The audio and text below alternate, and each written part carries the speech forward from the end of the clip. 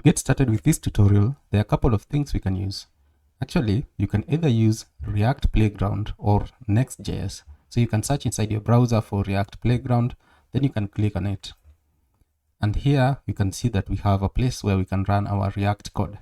So we can test this. You can just come here below this span, and I can even have a p tag here. So you can just do a p tag, and inside the p tag, I can just say use context. All right, and you can see, in fact, we do not even need a p tag, so you can just write use context here, and automatically you can see it changes here. Therefore, you can either use React Playground or you can use Next.js, since Next.js is the official React framework. So let us use Next.js because it's much simpler. So you can just move inside your VS Code, ensure that you install Next.js, and if you have installed Next.js, you can just navigate inside your page.tsx. You can navigate inside this file, and you're going to see your code. Therefore, you can just delete everything, and you can just type RFC. All right, and we have a new function here. So if you do not have this React library known as Simple Snippets, ensure you install it because it's going to make our life very much easier. Then you can just navigate inside the extension here, and you can search for React Simple Snippets. And you can just click on it and ensure that you install. Great job. To understand use context, we first need to understand its syntax. Therefore, you can just come inside the home page. I'm going to delete everything. And to ensure that you've installed React Simple Snippets correctly, you can just type CP, and you can just navigate. You can see we have different types of CP. So CP that we want is just a syntax for the context provider. Therefore, you can click on this on context provider. All right, beautiful. And you can see we have a code here generated that is for the syntax of the use context. If it's not working, that means React Simple Snippets is not installed. Therefore, you can just install it. Let us have a look at how this syntax looks like. So we have here, so you can see we first define a context, which is going to hold something. So it can either hold a variable or even a function. It doesn't really matter. It can hold anything. Just think of context as a container. And we also need another function, which is the provider function. And this provider is going to provide the contents of the context. So we need to wrap our children or any other component that needs the provider with the values that we can pass here. Another thing that we need to do is we need to provide the types here. So this is just for TypeScript. It's not a must that you have them. If you're working with TypeScript, you can provide these types here. And finally, we need to provide is a function on how to consume the context. If you can just do this, you can define a function that is going to consume the context, and you can just do, this is just for demonstration. So you can say export function, and you can give it a name. So let us use something like auth context, assuming you're working with auth context. And then inside the function, you can just declare a variable, and you can say, let's say constant auth, and you're going to say it's going to use context. So use context is a syntax that will actually take in the input, and inside it will just provide the name of the context. And for this example, it's just auth context like this. If you can just pass in the auth context like that.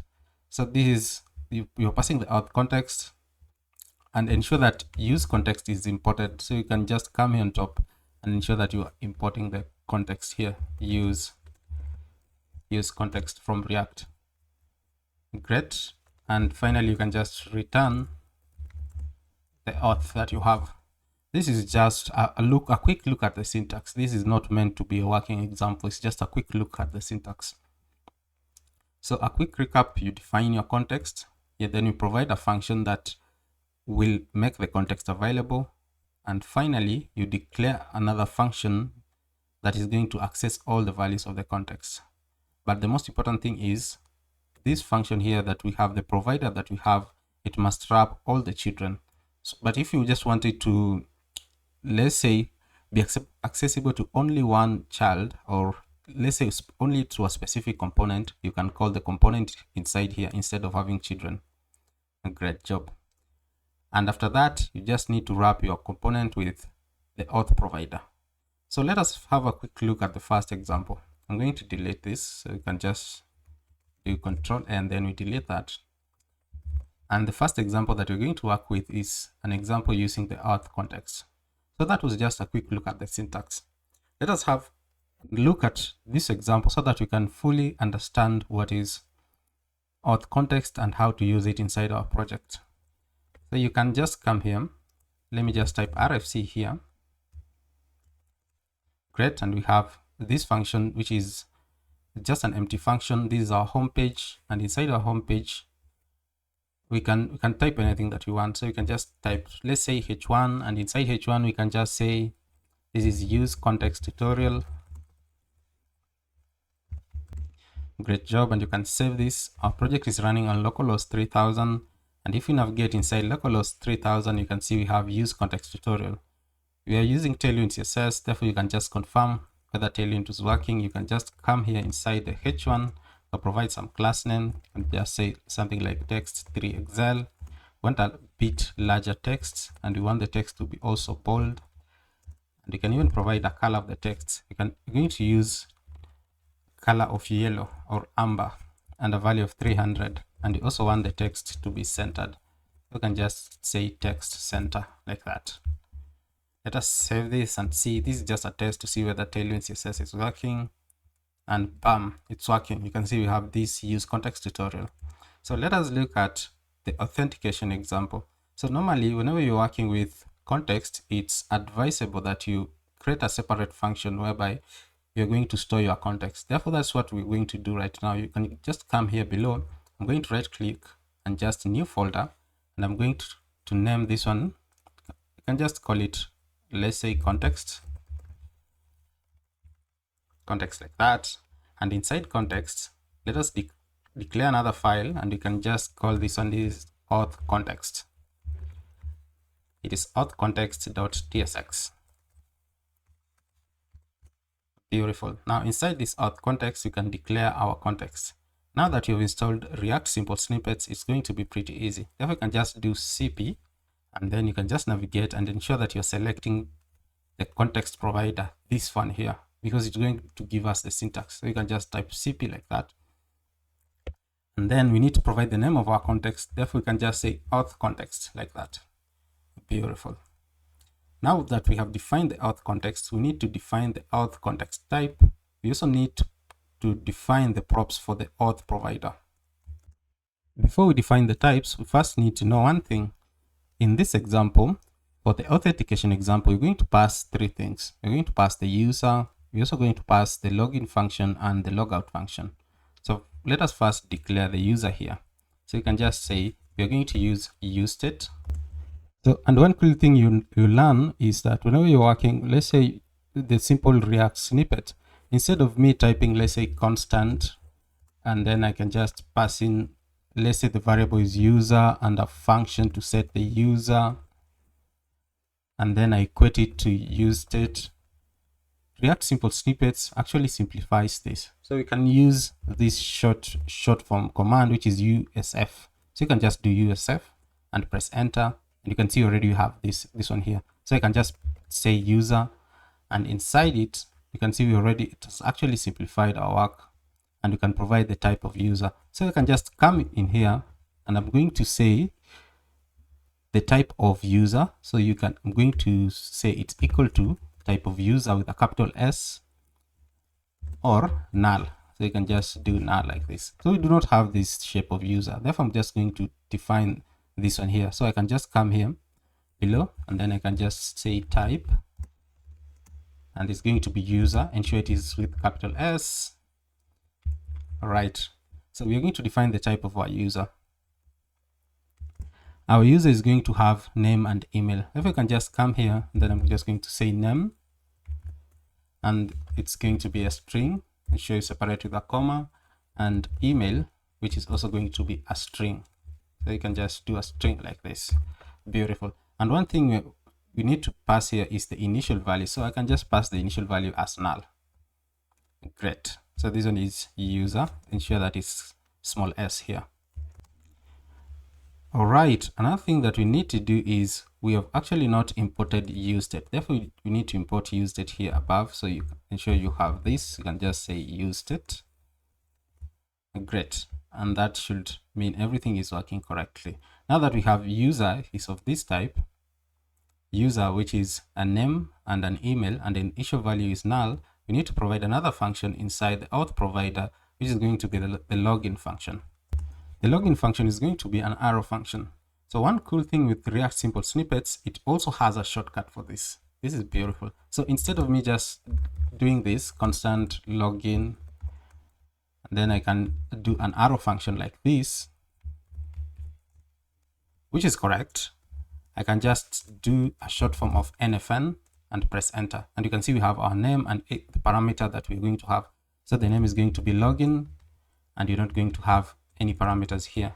So you can see how simple React Simple Snippets is making our life here. So inside the login function, we're going to just call a function set user. So you can do set user, and you can pass in the user.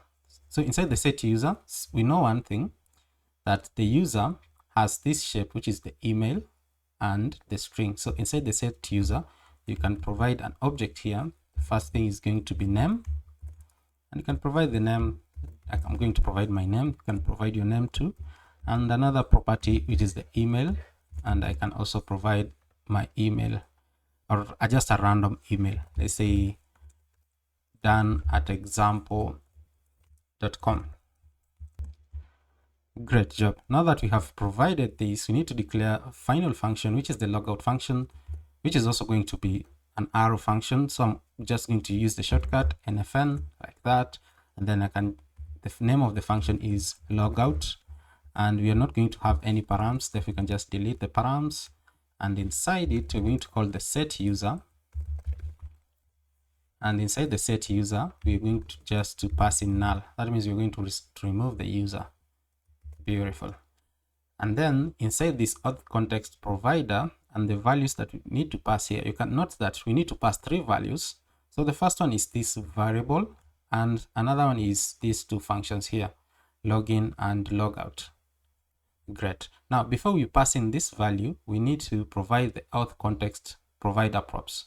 Now that we know whatever you are passing, so you can just come here, auth context provider props, and then we can provide the types that is going to receive. So the first type is the user, and we know the user is of type user or null, so you can just do or null like that.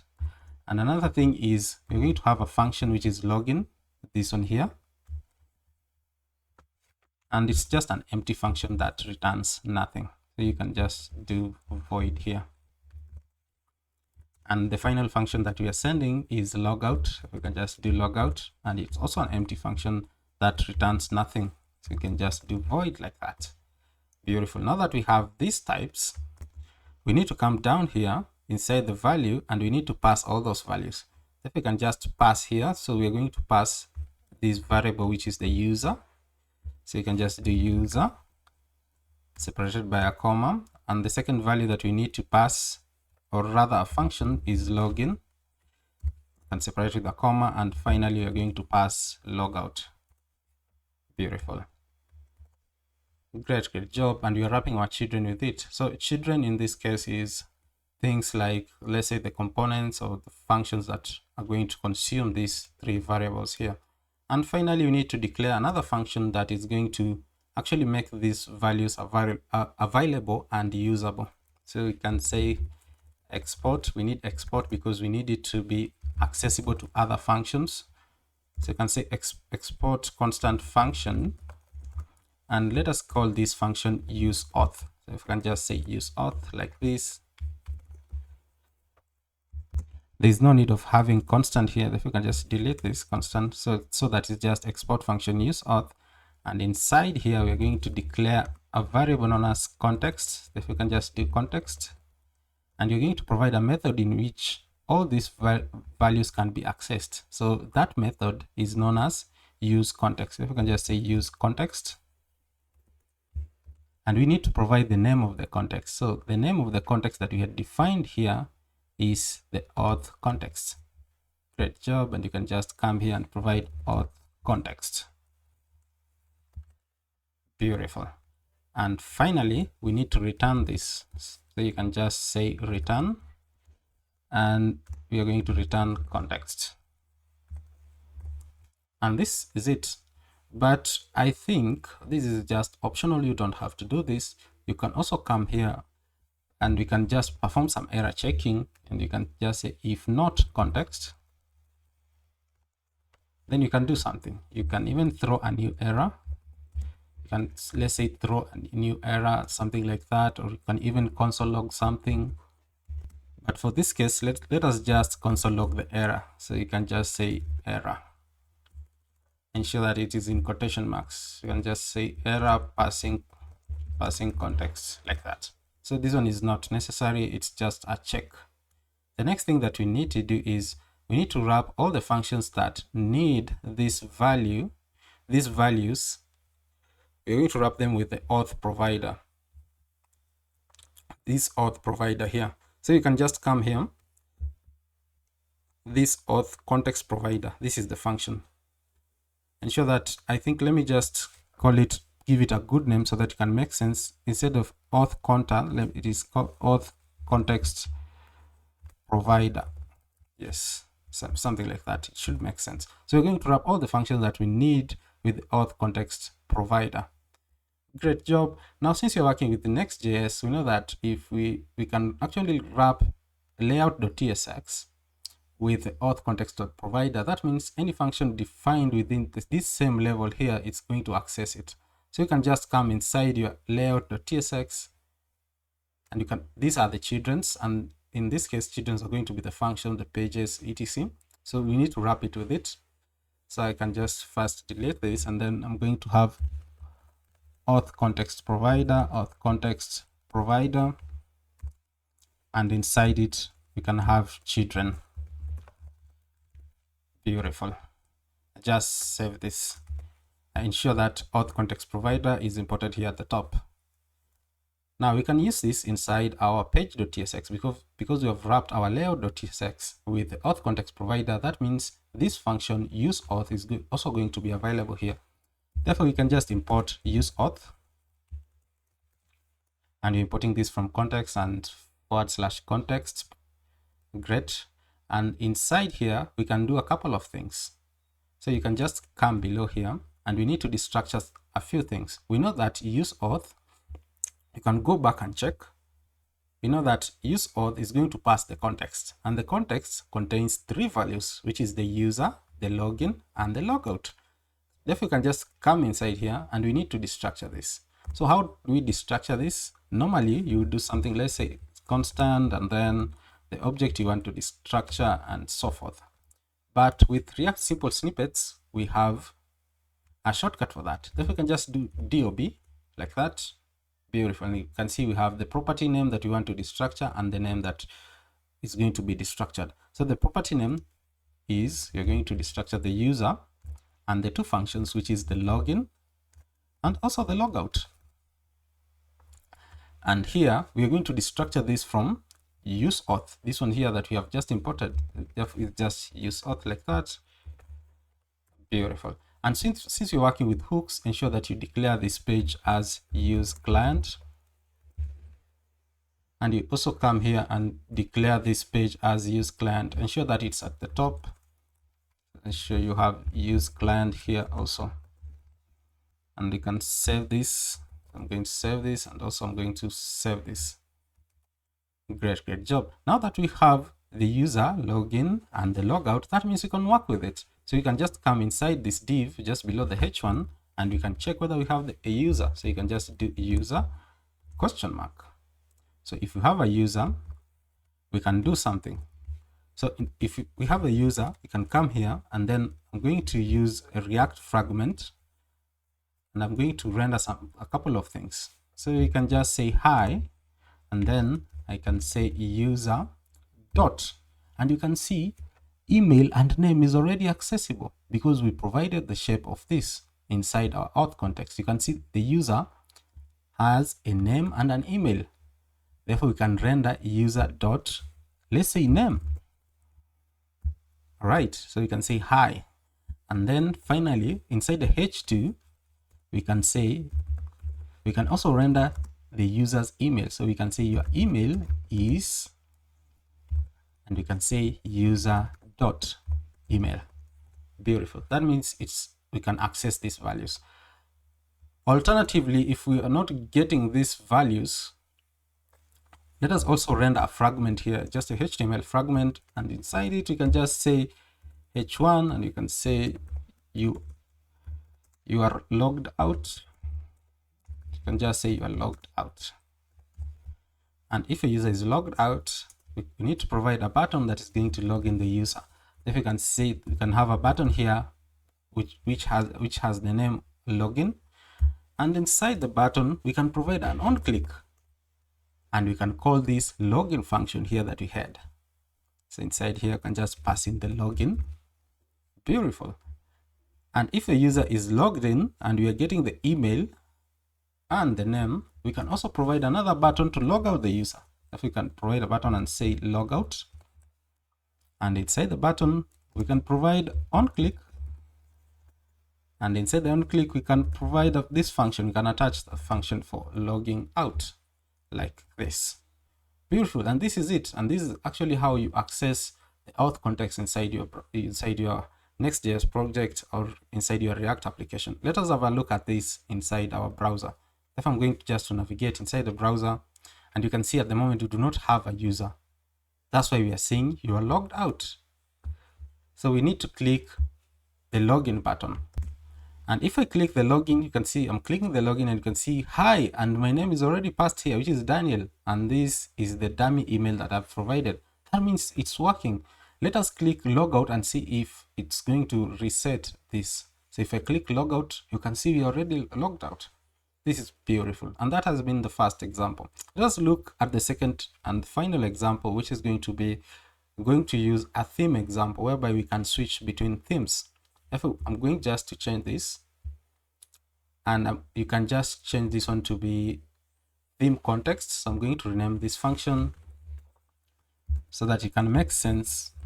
That is theme context.tsx, like that, and then you can just press enter, and we have a theme context. And I'm going to delete everything here, so I can just delete this, and I'm going to do it again. So you can just do cp, ensure that you select the context provider like that. This is beautiful. And we have this, and then you can just provide the name, which is theme context. Great job. And you also need to, I'm going to come here, and I'm going to delete the auth context provider, the one we had, and I'm going to change it with the theme provider. So I'm going to delete that. Also this, let me just delete this line, and I'm going to call the theme provider, theme context provider, and inside it I can just render the children just like the way we did. All right, and inside our homepage, you're going to delete everything that had the theme context. Therefore, you can just delete that and delete this. In fact, let me just delete the whole page and just do that. And I'm going to do RFC again, right, so that you can have a clean page that you're going to work with. And at the top, we ensure that you have use client, right? Great. And inside it, I can just have a H1 again, and I can say this is theme example. Should be simple, theme example. And you can provide some stylings here. You can just say class name and the name. You can, let's say the text is going to be bigger. This time is going to be bigger. Let's say for exile. Let us also make it bold. And let us provide a color, which is also going to be, you can even provide a color of orange. And let me check a value of 600. And the text is going to be centered. If we can just do text center like that. Then you need to save this and navigate inside our browser, and you can see we have, this is the theme example. We're going to switch between light and dark mode. Great job. And then you just need to come here on the theme context provider, and let us edit this one so that it can work with this example. All right, this example is very easy. You can just come here inside the theme context provider. We're going to pass two things. The first thing is the theme itself, or the current theme, and the second thing is a function that is going to toggle the theme. Therefore, you can just come here below, and we need to use useState. Therefore, you can use the shortcut use F, and then we can just pass, let's say, the theme here. Therefore, I can just do theme and a function to set the theme. Great. The next thing that we need to do is we need to provide the type of theme. Therefore, we can just do this. This is if you're working with TypeScript. Of course, we're working with TypeScript. And inside this theme, we're either going to have light or dark. So you can just say light or dark. Beautiful. And inside it, you can provide the initial value of this theme. But we have not yet imported useState. We need to import useState at the top. If you can also import useState here, just say useState, and ensure that you also mark this page as useClient. If you can just come on top and mark this page as useClient so that we don't have any errors. Great. And inside here, I can provide an initial value. So you can see it's either light or dark. So let us just provide light as the initial value. So it's just light. Oops, we need to have quotation here. So you can just do a quotation here and also a quotation here. Great job. So that we don't have any errors. So it's either light or dark. Great. Another thing that you're going to also have here is a function that is going to change this theme. Let us call that function toggle function. Therefore, it's going to be an arrow function. And as I had told you, we have a shortcut for that. So you can just do nfn, and then the name of the function is going to be toggle theme. So you can just do toggle theme. You're not going to have any parameters. Therefore, you can just delete the parameters. And inside here, we're going to perform some checks. So we are going to call the set theme, and inside it, we're going to check the previous theme. If you can just use the previous theme, and you're going to use these 3 equal signs. This one matches the exact value. So we need to check the previous theme. Before we use these 3 equal signs, let me just first delete this, and then we take in the previous theme, and we need to do a couple of things. So we are taking the previous theme, and then we check the previous if it's equal to, let's say, dark. So you can check if it's equal to dark, or you can even check whether it's equal to light. So if it's equal to light, then we can do something. We are going to change it to dark. Otherwise, we are going to change it to light. So you can do light like that. Ensure that you have a question mark here. Great. And you're actually done. That is it. So we've actually taken the previous value, and we check if it's light. If it's light, we're changing to dark, and vice versa. That is true. All right, we are passing 2 things, which is the variable name and the toggle theme function here. That means we can provide the type of the theme context. We know that it's going to pass 2 things. So you can just come here and say, we're going to pass a theme. So you can just do theme. And we know the theme is either light or dark. So you can just do light. And then we're going to use this pipe to indicate it's or. So it's light or dark. Then you can do a semicolon like that. And another thing that you're going to pass is this value here, which is toggle theme. Actually, it's not a value, but a function that returns nothing. If you can just do toggle theme, and it's just an arrow function, and at the end you can just do void because it returns nothing. Great job. The next thing you need to do is we need to pass these values here, because even if you hover around here, you can see it's missing some properties based on whatever we have just provided. So we need to pass this theme and the toggle theme. So you can just do theme here and put a comma and another function, which is the toggle theme. Beautiful. And that has resolved the errors.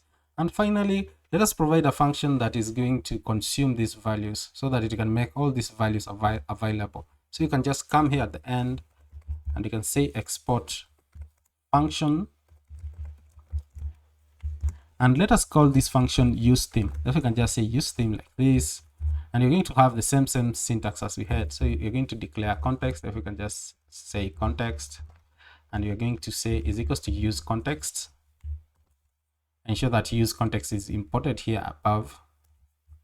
Great job. And for this case, the type of context that you want to use is the theme context. Therefore, just inside you can provide the theme theme context like that.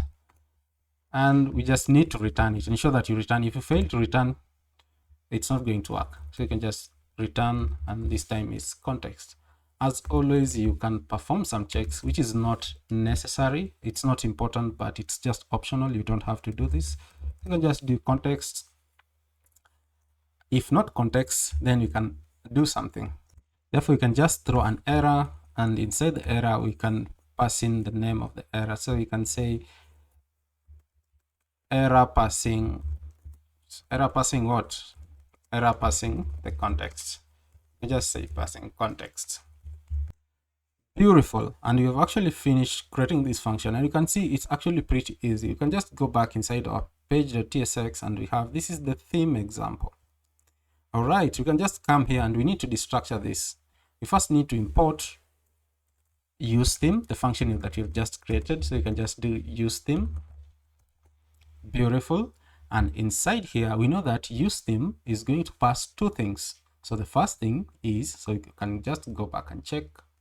So it's going to pass two things, which is the theme and this function, or these are the values. It is theme and toggle theme. So you can just go back inside your page.tsx and here, and we need to destructure this. So I'm going to use a shortcut, and this comes with React Simple Snippets. You can just do dob like this, and the property name that we need to destructure is the theme. Therefore, you can pass in the theme. And another thing that we need to destructure is also the toggle theme. Therefore, you can just do toggle theme. All right. And the object that you're going to structure this from is going from use theme. Therefore, you can just use theme like that. Beautiful. And it's working perfectly. That means if we have this theme, we can actually show the current theme. So I'm just going here below here, and I can just use a p tag, and I can say current theme is with colon. Let me provide some spacings, and inside it I can just render the theme. Let us save this, and if it works correctly, we should see that the current theme is actually this one that we provided here, the initial value, which is light. Let me just go inside. All right, when you check our browser, we can see that the current theme is light. This is beautiful. All right, let us provide a button that can be used to change the theme. So you can just go back inside your page.tsx, and you're going to have a button here. So you can just do button, and inside the button, you can just say change theme. And we are going to attach a function to this button. Therefore, you can just say on click, and we can provide this function, which is toggle theme. If you can just come here and say toggle theme like that, and then we need to save this. And if we move inside our browser, we can see that we have change theme here. So let me just click it. All right, and it's working. You can see the theme is dark and the theme is light, so it's actually changing it. So I think it will be more beautiful if we could actually see this changing the background. Let us change the background depending on this, either light or dark. Great. So you can just go back inside here. You can just come inside this div here, and you're going to have a style property. Therefore, you can just say style. Let me drop this down, and let us provide some stylings to this.